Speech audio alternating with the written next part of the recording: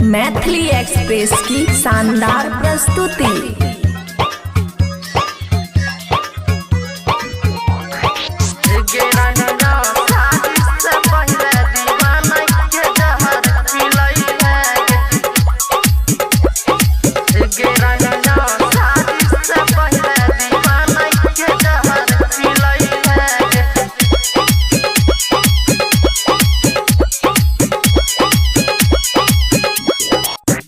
गिरना शादी से पहले दीवाना के जहर खिलाई है गे। गिरना शादी से पहले दीवाना के जहर खिलाई है गे।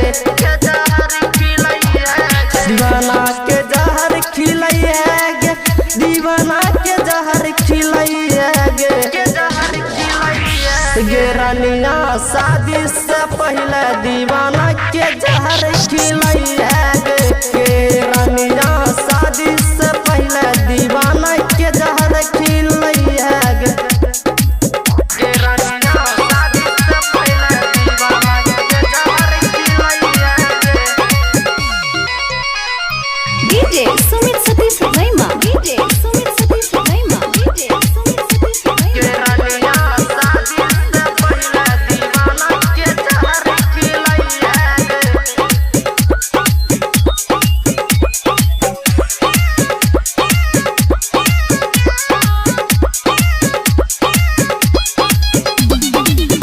जहिया आए तो बराती अखिया से लोर गिरत गे। जहिया आए तो बरमाला है तो दिल पर लागत ही तीर के निशान गे।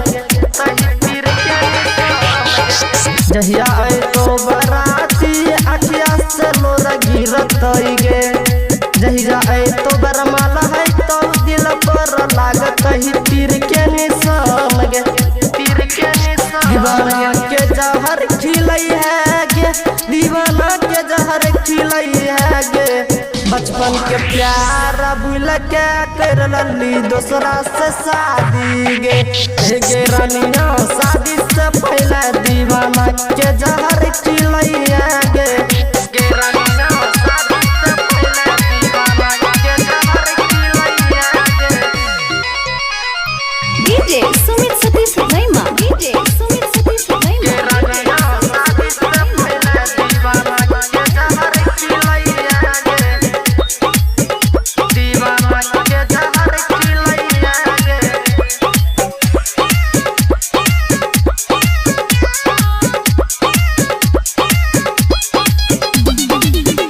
पल घर में क्रिया खियाली गे। पल घर में क्रिया खियाली गे। साथे साथे शादी करवई गे। तैयो न निभाइली गे।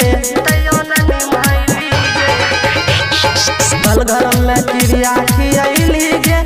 पल घर में क्रिया खियाली गे। साथे साथे शादी करवई गे।